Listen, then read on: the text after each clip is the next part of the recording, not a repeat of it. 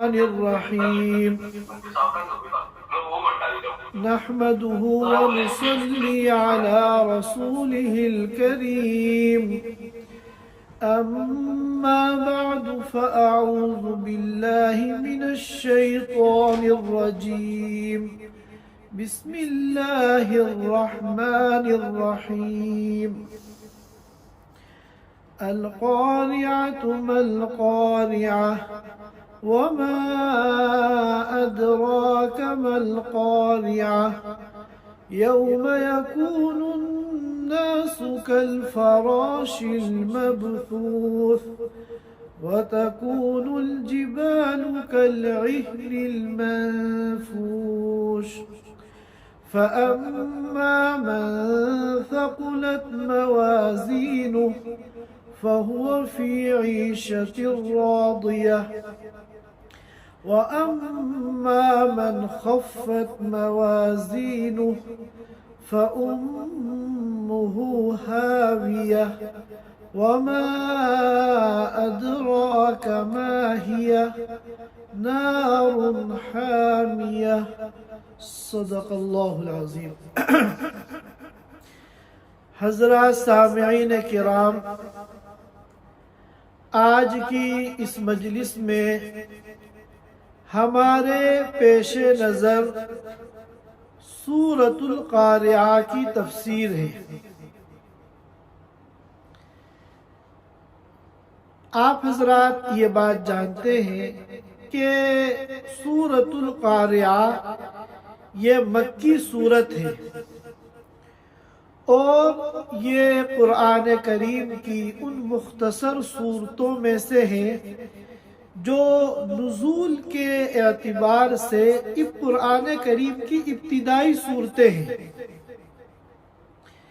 اس صورت میں اللہ رب العزت نے قیامت کی ہولناکی کو بیان فرمایا ہے اور قیامت کے برپا ہونے کے بعد اگلے دو مرحلے حساب و کتاب کا مرحلہ اور پھر جنت اور جہنم میں داخلے کا مرحلہ، ان دونوں مرحلوں کو بھی اس صورت میں بیان فرمایا ہے۔ گویا کہ اللہ رب العزت نے آخرت کے 3 مراحل اس مختصر صورت میں انتہائی جامع انداز میں بیان فرمائے ہیں۔ پہلا مرحلہ تو ہے قیامت کے برپا ہونے کا، کہ قیامت جب برپا ہوگی، قیامت جب آئے گی تو اس وقت کیا صورتحال ہوگی۔ اس کے بعد دوسرا مرحلہ میدان حشر میں حساب و کتاب کا، اس کے بعد تیسرا مرحلہ جنتیوں کے جنت میں جانے کا اور جہنمیوں کے جہنم میں داخل ہونے کا۔ اگر ہم لوگ قرآن کریم میں غور کریں تو ہمیں معلوم ہوگا کہ قرآن کریم کے آخری پاروں کی جو چھوٹی چھوٹی صورتیں ہیں جو عموماً مکہ مکرمہ کے قیام میں نازل ہوئی ہیں، ان صورتوں میں اللہ رب العزت نے 2 عقیدوں کو کثرت کے ساتھ اور انتہائی اہتمام کے ساتھ بیان فرمایا ہے۔ ایک ہے عقیدہ توحید اور دوسرا ہے عقیدہ آخرت۔ مختلف صورتوں میں الگ الگ عنوان سے، الگ الگ اسلوب سے، الگ الگ انداز سے اللہ تعالیٰ نے ان دونوں عقیدوں کو سمجھایا ہے۔ جہاں تک تعلق عقیدہ توحید کی اہمیت کا ہے تو مکہ مکرمہ کے قیام میں چونکہ اولین مخاطب مشرکین مکہ تھے اور مشرکین مکہ کے لیے سب سے زیادہ مشکل جس عقیدے کو تسلیم کرنا تھا وہ عقیدہ توحید تھا۔ کیوں؟ اس لیے کہ توحید کا عقیدہ جو ہے یہ شرک پر کاری ضرب لگاتا ہے اور یہ جو مشرکین مکہ تھے، شرک آباء و اجداد سے ان لوگوں کے ان کے خون میں بسا ہوا تھا۔ بہت سے انہوں نے بت بنا رکھے تھے، بہت سے خود ساختہ معبود بنا رکھے تھے جن کو خدائی میں اللہ کے ساتھ یہ شریک کرتے تھے۔ تو شرک جو ہے، شرک کی بیماری آباء و اجداد سے ان لوگوں کی رگ رگ میں بسی ہوئی تھی، اور توحید جو ہے وہ شرک کے خلاف ہے، شرک کی ضد ہے۔ اس لیے مشرکین مکہ کو عقیدہ توحید کے تسلیم کرنے میں سب سے زیادہ دشواری ہو رہی تھی۔ اس لیے اللہ رب العزت نے عقیدہ توحید کو الگ الگ انداز سے، مؤثر انداز سے اور الگ الگ عنوان سے بیان فرمایا۔ اور جہاں تک تعلق عقیدہ آخرت کی اہمیت کا ہے، تو اس کی اہمیت کا تو کوئی انکار نہیں کر سکتا، کیونکہ آخرت کا جو عقیدہ ہے کہ ہمیں اس دنیا میں آنکھ بند ہونے کے بعد دوبارہ زندہ ہونا ہے، اور میدان حشر میں اللہ کے سامنے کھڑے ہو کر اپنے ایک ایک عمل کا حساب دینا ہے، اور پھر اپنے اعمال کی بنیاد پر یا تو جنت میں داخل ہونا ہے یا پھر جہنم میں جانا ہے۔ یہ ایسا عقیدہ آخرت ہے جو انسان کو انسان بناتا ہے۔ اگر یہ عقیدہ نہ ہو تو انسان میں اور ڈنگر میں، انسان میں اور جانور میں کوئی فرق باقی نہ رہے، بلکہ انسان جو ہے جانوروں سے بھی بدتر ہو جائے۔ آج کل پوری دنیا کے اندر جرائم کی شرح بڑھ رہی ہے، اور دنیا والے اس کا حل نکالنے کے لیے سیمینار کرتے ہیں، اور ان سیمیناروں میں بڑے بڑے مفکرین اور دانشوران اپنا تجزیہ پیش کرتے ہیں۔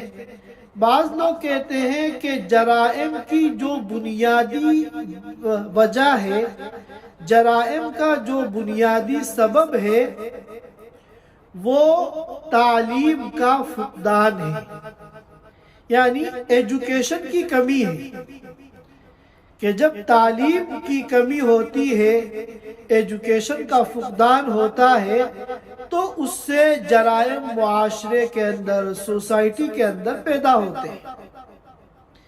حالانکہ تجربے نے اس نظریے کو اور اس سوچ کو غلط ثابت کر دیا، کیونکہ جن ملکوں میں تعلیم کی شرح 100% ہے، ہر انسان کے لیے، ہر فرد کے لیے تعلیم لازم ہے، ان ملکوں میں بھی جرائم کی شرح دوسرے ملکوں سے کم نہیں ہے۔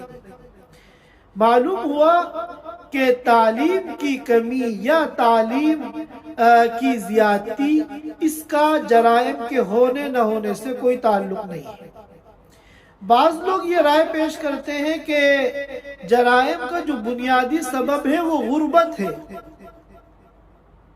جرائم کا جو بنیادی سبب ہے وہ غربت ہے، کہ جب انسان غریب ہوتا ہے اور اس کی ضرورتیں پوری نہیں ہو پاتی،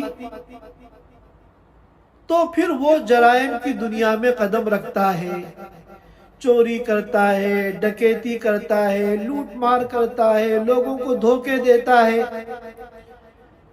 اور لوگوں کی حق تلفیاں کرتا ہے۔ تجربے نے اس کو بھی غلط ثابت کر دیا، کیونکہ اگر یہ بات صحیح ہوتی تو جن ملکوں کے جو ملک مالدار ہیں، خوشحال ہیں اور ترقی یافتہ ہیں، وہاں پر جرائم نہیں ہونے چاہیے یا کم ہونے چاہیے۔ حالانکہ مشاہدہ یہ بتاتا ہے اور تجربہ یہ بتاتا ہے کہ خوشحال اور ترقی یافتہ ملکوں میں جرائم غریب ملکوں سے زیادہ ہوتے ہیں۔ تو معلوم ہوا کہ انسان جو سوچ رہا ہے اس کی یہ سوچ غلط ہے۔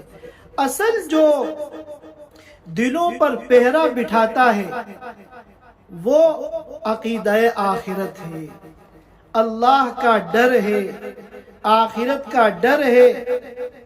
جب انسان کے دل میں آخرت کا عقیدہ ہوتا ہے اور وہ یہ سوچتا ہے کہ میں یہ عمل آج اپنے مزے کے لیے کر تو لوں گا، لیکن کل مجھے اللہ کے سامنے کھڑے ہو کر اس کا حساب دینا ہے، اور اگر میں حساب نہیں دے پاؤں گا تو مجھے ہمیشہ ہمیش کے لیے جہنم میں جانا ہے۔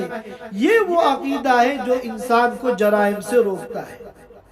تعلیم یہ انسان کو جرائم سے نہیں روکتی، البتہ تعلیم کی وجہ سے جرائم کا اسٹائل بدل جاتا ہے۔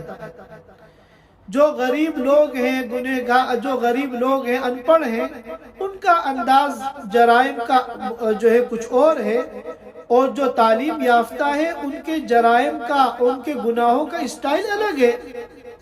اسی کو عامر عثمانی مرحوم نے فرمایا تھا، کمال علم و ہنر نے عامر بنا دیا رات کو سویرا، کمال علم و ہنر نے عامر بنا دیا رات کو سویرا، گناہ اتنا حسین کب تھا کمال علم و ہنر سے پہلے۔ تو معلوم ہوا کہ اصل چیز جو ہے وہ خوف آخرت ہے۔ چنانچہ ہم دیکھتے ہیں بہت سے اللہ والوں کو، نیک اور دیندار لوگوں کو، کہ وہ ان پڑھ ہیں، انہوں نے کوئی تعلیم حاصل نہیں کی، کوئی ڈگری ان کے پاس نہیں ہے، اور اسی کے ساتھ ساتھ وہ غریب بھی ہیں، مالی اعتبار سے ان کی کوئی حیثیت نہیں ہے، مگر وہ ہر قسم کے جرائم سے دور ہیں۔ تو اگر تعلیم بھی نہیں ہے اور دولت بھی نہیں ہے تو پھر یہ جرائم سے دور کیوں ہے؟ اس لیے کہ ان کے دل میں خوف آخرت ہے۔ اب دنیا والوں نے اپنی سوچ کے مطابق جرائم کو ختم کرنے کی جتنی تدبیریں کی سب ناکام ہو گئی۔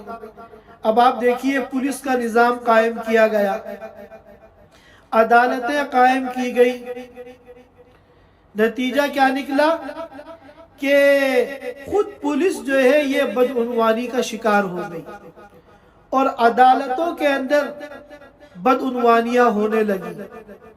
رشوت ایک ایسا گناہ ہے اور ایک ایسا جرم ہے کہ پوری دنیا کا ہر معاشرہ، ہر قوم اس کو ریجیکٹ کرتا ہے، ناپسند کرتا ہے، برا سمجھتا ہے۔ بعض ملکوں میں ایسے ادارے قائم کیے گئے، محکمہ انسداد رشوت، رشوت کو سوسائٹی سے ختم کرنے کے لیے ادارے قائم کیے گئے، اور ان اداروں پر کروڑوں روپے خرچ کیے گئے، مگر نتیجہ کیا نکلا کہ یہ رشوت کو روکنے والے ادارے خود رشوت کے اڈے بن گئے۔ اس کے جو آفیسران ہیں وہ رشوت خوروں کو پکڑتے ہیں مگر خود رشوت لے کے ان کو چھوڑ دیتے ہیں۔ نتیجہ یہ ہوا کہ بجائے رشوت ختم ہونے کے اور رشوت کا بھاؤ اور قیمت بڑھ گئی۔ 50,000 روپے کوئی آفیسر رشوت لیتا تھا، اب وہ 1 لاکھ روپے لینے لگا۔ کیوں؟ اس لیے کہ 50,000 تو مجھے اوپر دینے ہیں۔ محکمہ انسداد رشوت والوں کو اگر میں 50,000 ان کو دے دوں گا تو میرے پاس کیا بچے گا؟ تو اب پہلے سے ڈبل رشوت لوگ لینے لگے، جو 50,000 لیتے تھے 1 لاکھ لینے لگے۔ غرض یہ کہ مرض بڑھتا گیا جوں دوا کی۔ حقیقی حل جو ہے وہ حل ہے جو اللہ رب العزت نے انسانیت کو بتایا ہے۔ یہی تو وجہ ہے، ایک موقع پر میں نے عرض کیا تھا کہ امریکہ میں اب سے 100 سال پہلے شراب پر پابندی لگا دی گئی کہ بہت سارے معاشرے میں جرم شراب کی وجہ سے ہوتے ہیں، لوگ نشے میں بہت سے غلط کام کرتے ہیں۔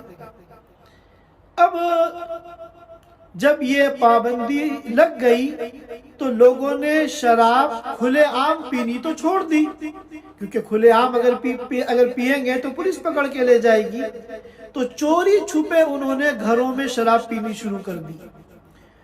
اور چونکہ لیگل طریقے سے جو کارخانوں میں بنتی تھی وہاں اصول تھے، ضابطے تھے، صفائی تھی، ستھرائی تھی، جب وہ کارخانے بند ہوئے تو ان لیگل طریقے سے، غیر قانونی طریقے سے، چوری چھپے جب لوگوں نے شراب بنانی شروع کی تو وہاں اصول ضابطے کی رعایت نہیں ہو پائی، چنانچہ شراب پہلے سے زیادہ نقصان دینے لگی۔ نتیجتاً حکومت نے پابندی کو واپس لے لیا اور یہ کہا کہ ہم شراب کو معاشرے سے ختم نہیں کر سکتے۔ اور یہی شراب صحابہ کرام کے زمانے میں عربوں کی رگ رگ میں شراب کی محبت بسی ہوئی تھی۔ عرب شعراء شراب کی محبت میں قصیدے کہتے تھے، نظمیں کہتے تھے، اور سینکڑوں نام شراب کے لیے انہوں نے عربی زبان میں وضع کر رکھے تھے، جن ناموں سے شراب کا وہ تذکرہ کرتے تھے۔ اور جس وقت شراب کی حرمت آئی، حضرت انس رضی اللہ تعالیٰ عنہ فرماتے ہیں کہ میں ایک مجلس میں تھا اور میں شراب اس مجلس میں سرو کر رہا تھا، مہمانوں کو پلا رہا تھا۔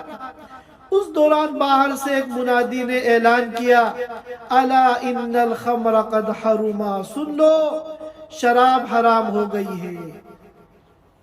تو روایتوں میں آتا ہے کہ جن کے ہاتھوں میں شراب کے پیالے تھے انہوں نے وہی ان کو پٹخ دیا، جن کی لبوں تک شراب پہنچ چکی تھی انہوں نے وہیں سے شراب کو اپنے منہ سے ہٹایا اور زمین پہ پٹخ دیا، اور قیمتی قیمتی شرابیں جو مٹکوں میں بھری ہوئی تھی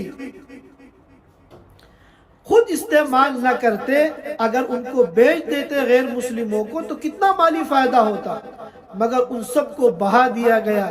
روایتوں میں آتا ہے کئی دن تک مدینے کی گلیوں میں اس طرح شراب بہی ہے جس طرح بارش کا پانی گلیوں میں اور سڑکوں میں بہتا ہے۔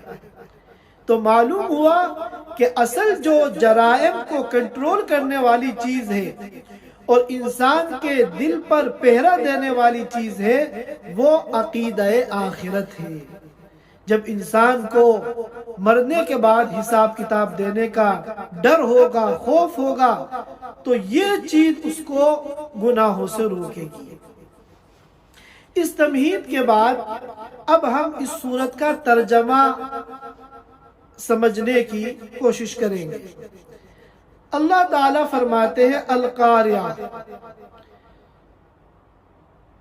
مل قاریہ وما ادراک مل قاریہ۔ القاریہ کے معنی آتے ہیں کھٹ کھٹانے والی چیز، کھڑ کھڑانے والی چیز، جھنجھوڑنے والی چیز، اور یہ القاریہ بنا ہے قارع یقرع سے، کھٹ کھٹانا، کھڑ کھڑانا، جھنجھوڑنا، دہلا دینا۔ اور اسی سے عربی زبان میں کہتے ہیں فلان قرع البابا، فلاں نے دروازے کو کھٹ کھٹایا، اسی کا اس میں فاعل ہے القاریہ۔ اور یہ لفظ جو ہے اپنی معنویت اور جامعیت کے اعتبار سے ایسا لفظ ہے کہ 100% اس کی لفظ ترجمانی کرنے والا ہماری اردو زبان میں کوئی لفظ نہیں ہے۔ معنی مرادی کے قریب ترین جو ترجمہ ہم کر سکتے ہیں وہ یہ ہے کہ القاریہ دلوں کو دہلا دینے والی چیز۔ چونکہ ہر مصیبت، اگر کوئی ایسی مصیبت ہو جو ناگہانی ہو یعنی انسان ذہنی طور پہ اس کے لیے تیار نہ ہو، اچانک کوئی مصیبت آ جائے تو اس سے بھی دل دہل جاتے ہیں۔ اس لیے ایسی مصیبت کو بھی عربی زبان میں قاریہ کہتے ہیں۔ سورۃ الرعد میں اللہ تعالیٰ فرماتے ہیں وَلَا يَزَالُ الَّذِينَ كَفَرُوا تُصِيبُهُمْ بِمَا صَنَعُوا قَارِعَةً، یہاں قاریہ جو ہے مصیبت کے معنی میں ہے، اور اسی لیے عربی زبان میں کہا جاتا ہے قوارع الدہر۔ قاریہ کی جمع ہے قوارع۔ تاریخ کے جو حوادث ہوتے ہیں، المناک و تکلیف دہ واقعات ہوتے ہیں، ان کو قوارع الدہر کہا جاتا ہے۔ تو یہاں پر جو معنی مرادی کے قریب ترین ترجمہ ہے وہ یہ ہے کہ القاریہ دلوں کو دہلانے والی چیز، اور مراد ہے قیامت۔ قیامت کے بہت سارے نام قرآن کریم میں آئے ہیں۔ کہیں قیامت کو قیامہ ہی کے لفظ سے تعبیر کیا گیا ہے، کہیں ساعہ کہا گیا ہے، کہیں الحاقہ کہا گیا ہے، کہیں الواقعہ کہا گیا ہے، کہیں الغاشیہ کہا گیا ہے، اور یہاں القاریہ کہا گیا ہے۔ قیامت کی اہمیت کے پیش نظر بہت سے ناموں کے ساتھ قیامت کا ذکر قرآن کریم میں آیا ہے۔ تو اللہ تعالیٰ فرماتے ہیں القاریہ، دلوں کو دہلانے والی چیز۔ مل قاریہ، دلوں کو دہلانے والی چیز کیا ہے؟ وما ادراک مل قاریہ، اے نبی آپ کو کیا معلوم کہ وہ دلوں کو دہلانے والی چیز کیا ہے؟ یہ قرآن کریم کا ایک اسلوب ہے، اور ہم اپنی زبانوں کے اندر بھی جب کسی چیز کی اہمیت بتانا چاہتے ہیں تو پہلے سوالات قائم کرتے ہیں، ایک دم ڈائریکٹ اس چیز کو نہیں بیان کرتے، بلکہ پہلے سوال قائم کرتے ہیں تاکہ مخاطب کو اس بات کی اہمیت کا بھی اندازہ ہو جائے اور مخاطب پورے طور پر اس بات کو سننے کے لیے متوجہ ہو جائے۔ جیسے کوئی بہت بڑی شخصیت کا ہم تذکرہ کر رہے ہیں تو ہم پہلے کہتے ہیں کہ تمہیں معلوم ہے کہ فلاں کون ہے؟ تمہیں کچھ پتا بھی ہے کہ فلاں کیسی شخصیت ہے؟ چند مرتبہ یہ سوال کر کے پھر ہم اس شخصیت کا تذکرہ کرتے ہیں۔ تو اسی طرح قیامت کی اہمیت کو اور اس کی حساسیت کو اجاگر کرنے کے لیے اللہ تعالیٰ اس کا تذکرہ کرنے سے پہلے یہ سوال قائم کر رہے ہیں القاریہ، دلوں کو دہلانے والی چیز۔ مل قاریہ، دلوں کو دہلانے والی چیز کیا ہے؟ وما ادراک مل قاریہ، اے نبی آپ کو کیا معلوم کو دلوں کو دہلانے والی چیز کیا ہے؟ ان تمہیدی سوالات کے بعد اب اللہ تعالیٰ اس قیامت کی ہولناکی کا منظر بیان فرما رہے ہیں۔ یوم یکون الناس کالفراش المبثوث، یہ دل دہلانے والا واقعہ کب پیش آئے گا؟ جس دن کے لوگ بکھرے ہوئے پروانوں کی طرح ہو جائیں گے۔ جس دن کے انسان بکھرے ہوئے منتشر پروانوں کی طرح ہو جائیں گے۔ روشنی پہ، چراغ پہ جو چھوٹے چھوٹے پتنگے آ کر جمع ہوتے ہیں اور اس میں جل جل کر مر مر کر نیچے گرتے ہیں، ان پتنگوں کو پروانے کہتے ہیں۔ تو قیامت جب آئے گی تو ساری انسانیت کل فراش المبثوث، بکھرے ہوئے پتنگوں اور پروانوں کی طرح ہو جائے گی۔ پتنگوں کے ساتھ تشبیہ دینے کی کئی وجہ ہے۔ ایک وجہ تو یہ ہے کہ وہ پتنگے بہت کثیر تعداد میں ہوتے ہیں۔ ظاہر ہے کہ قیامت کے دن جو انسان ہوں گے وہ بھی کثیر تعداد میں ہوں گے، اور اسی طرح وہ پروانے جو ہوتے ہیں وہ انتہائی کمزور اور بے بس ہوتے ہیں۔ اتنے کمزور ہوتے ہیں کہ 2 انگلیوں میں دبا کے اگر ان کو مسل دو تو ایک ہی سیکنڈ میں وہ ختم ہو جاتے ہیں۔ تو قیامت کے دن انسان بھی اسی طرح بے بس ہوں گے، کمزور ہوں گے، سارے دنیا میں تکبر کرنے والوں کا تکبر اور غرور خاک میں مل چکا ہوگا۔ اور اسی طرح پروانے جو ہوتے ہیں وہ بالکل حیران پریشان منتشر ہوتے ہیں بے ترتیب، اسی طرح انسان بھی اس وقت بے ترتیب ہوں گے، کوئی ان میں ڈسپلن نہیں ہوگا، کوئی ترتیب نہیں ہوگی، سب بکھرے ہوئے ہوں گے بے ترتیب۔ دنیا میں بھی اگر کوئی دھماکہ ہو جائے تو لوگ کس طرح بھاگتے ہیں؟ کیا لائن لگا کے آگے پیچھے ترتیب سے جاتے ہیں؟ نہیں، جس کا جدھر منہ ہوتا ہے وہ ادھر ہی بھاگتا ہے۔ تو قیامت کا جو دھماکہ ہوگا، حضرت اسرافیل علیہ السلام جب سور پھونکیں گے اور اس کے نتیجے میں قیامت برپا ہوگی تو وہ تو اتنا بڑا دھماکہ ہوگا کہ دنیا کا کوئی دھماکہ اس کی برابری نہیں کر سکتا۔ تو یوم یکون الناس کالفراش المبثوث، جس دن کے لوگ بکھرے ہوئے پروانوں کی طرح ہو جائیں گے۔ اور اس کے بعد فرمایا وَتَكُونُ الْجِبَالُ كَالْعِهْنِ الْمَنْفُوشِ، اور پہاڑ دھنکی ہوئی رنگین روئی کی طرح ہو جائیں گے۔ عہن کہتے ہیں اس روئی کو، کاٹن کو جو رنگین ہو۔ اب ظاہر ہے کہ پہاڑ بھی الگ الگ رنگ کے ہوتے ہیں، کالے پہاڑ بھی ہیں دنیا میں، سرخ پہاڑ بھی ہیں دنیا میں، سفید پہاڑ بھی ہیں دنیا میں۔ اور منفوش کے معنی آتے ہیں روئی کو دھنکنا۔ روئی جو جب رکھے جم جاتی ہے تو اس کو فریش کرنے کے لیے، تازہ کرنے کے لیے اس کو دھنکتے ہیں۔ پرانے زمانے میں تو ڈنڈے مارتے تھے جس سے روئی کے ذرات فضا کے اندر ادھر سے ادھر منتشر ہو جاتے تھے۔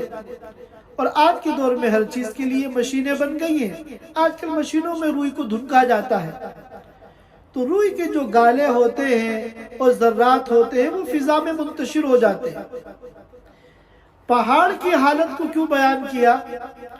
کیونکہ دنیا میں جو سب سے طاقتور اور سب سے مضبوط اور سب سے سخت جو چیز ہے وہ پہاڑ ہے۔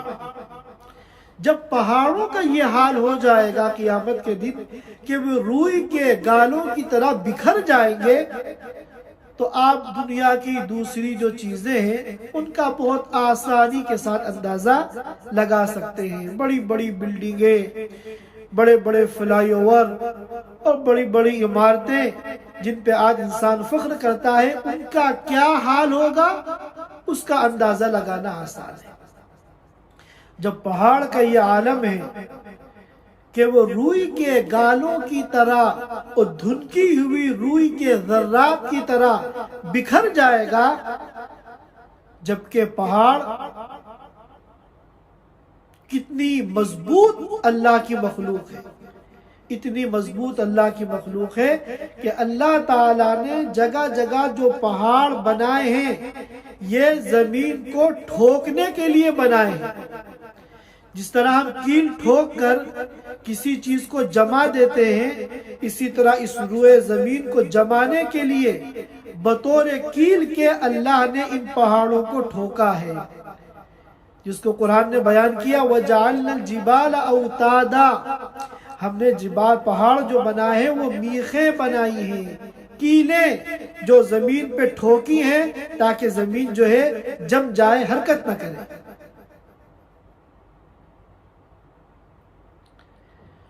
اور ماہرین کہتے ہیں کہ پہاڑ جتنا زمین کے اوپر ہوتا ہے، جو ہمیں دنیا میں بڑے بڑے پہاڑ نظر آتے ہیں، اس کا 10 گنا زیادہ زمین کے اندر ہوتا ہے۔ ظاہر ہے کہ کیل بھی جب ہم ٹھوکتے ہیں تو باہر جتنی نظر آتی ہے اس سے 10 گنا اندر ٹھکی ہوئی ہوتی ہے۔ تو یہ پہاڑ بھی اللہ تعالیٰ نے اسی طرح کیلوں کی طرح ٹھوکے ہیں۔ تو دنیا کی سب سے مضبوط چیز کا جب یہ حشر ہوگا قیامت کے دن، تو دنیا کی جو عام چیزیں ہیں ان کے بارے میں ہم آسانی کے ساتھ سوچ سکتے ہیں کہ ان کا کیا حشر ہوگا۔ یہ تو ہے قیامت کا پہلا مرحلہ جو اللہ رب العزت نے ان دو آیتوں میں بیان کیا۔ یوم یکون الناس کالفراش المبثوث، سارے انسان بکھرے ہوئے پروانوں کی طرح ہو جائیں گے۔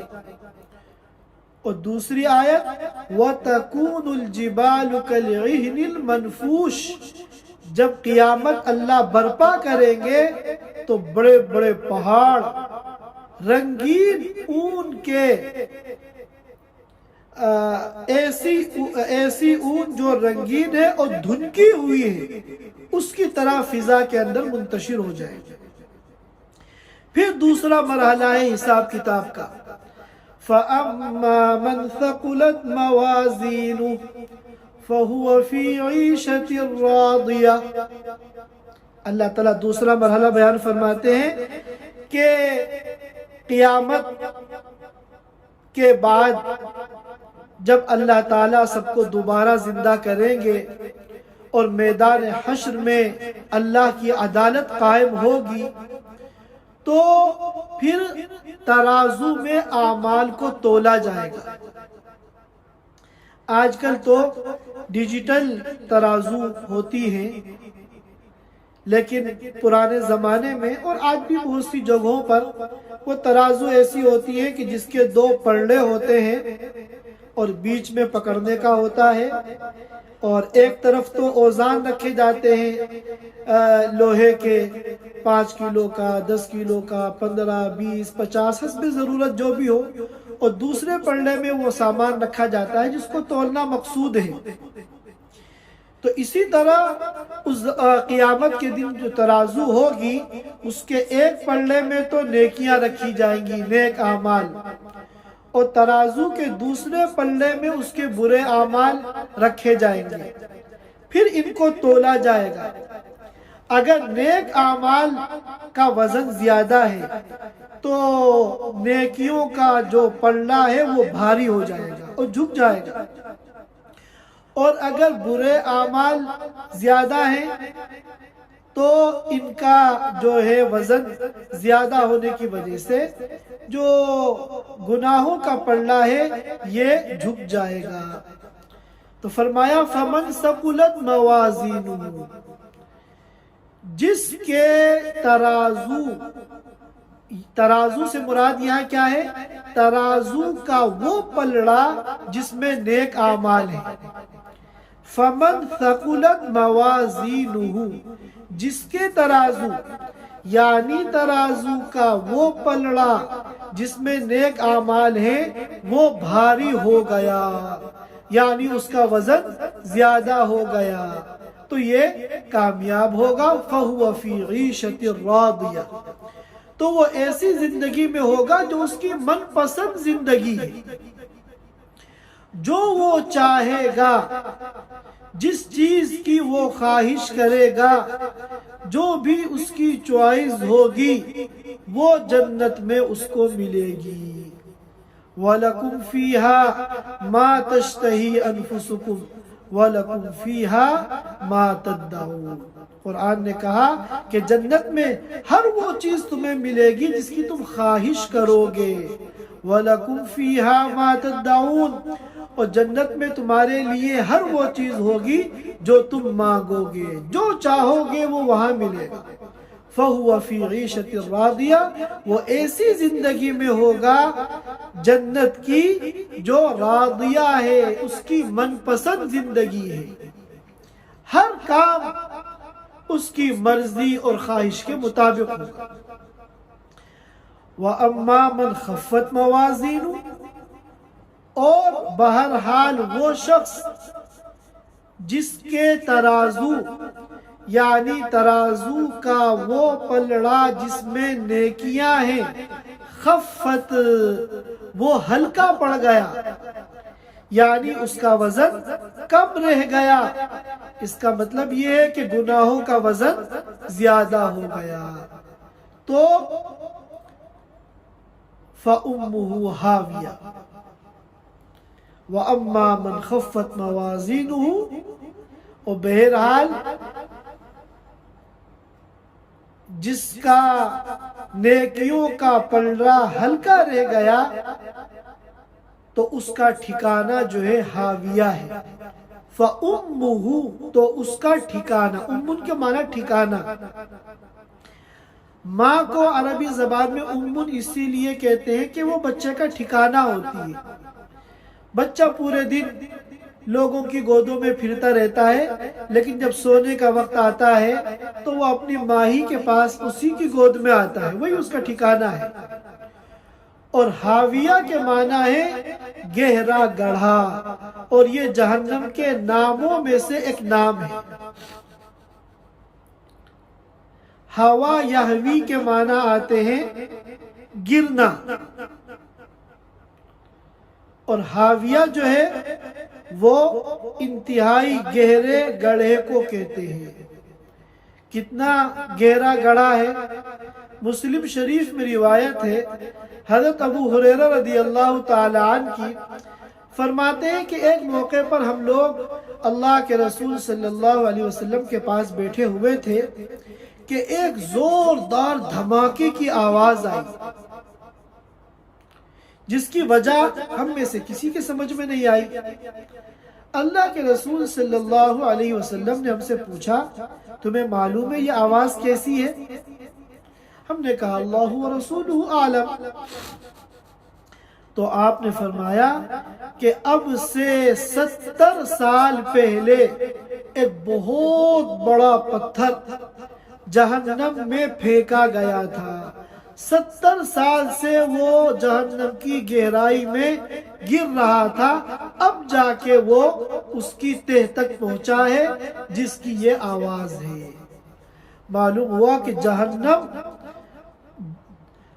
का जो गड्ढा है वो इतना गहरा है कि अगर एक भारी चीज को ऊपर से फेंका जाए तो तह तक पहुंचने में उसको 70 साल का अरसा लग जाए। और फिर फरमाया वमा अदराका माहिया, कि ये जो हाविया है, आपको क्या मालूम कि हाविया क्या है? नारुन हामिया, वो ऐसी आग है जो दहकती हुई है।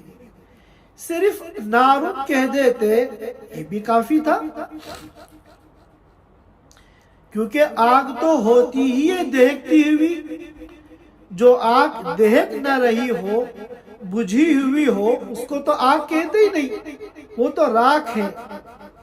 आग तो जब दहकती है और जलती है तभी उसको आग कहते हैं। फिर उसके बावजूद हामिया क्यों कहा?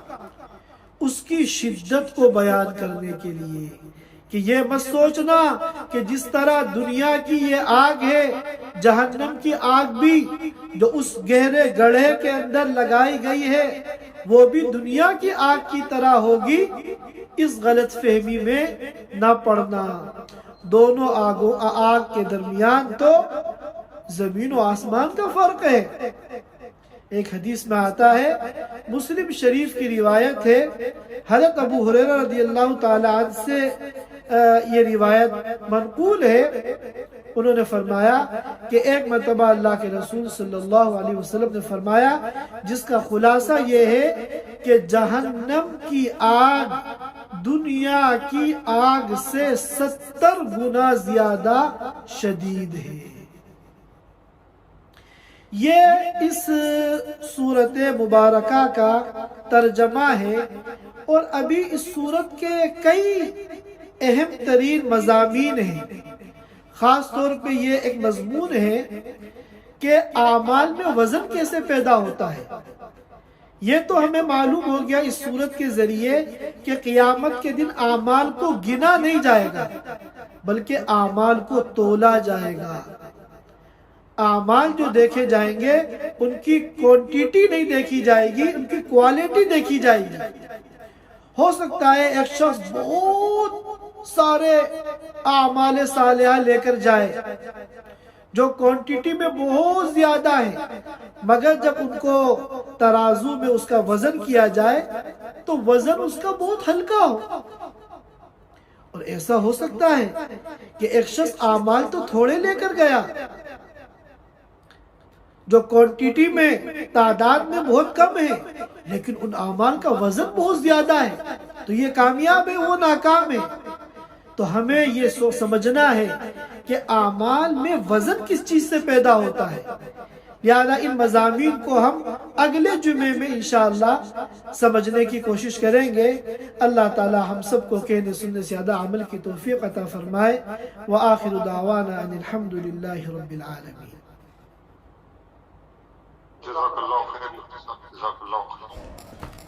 Thanks for watching. Don't forget to like, comment, share and subscribe to Al Wahid channel.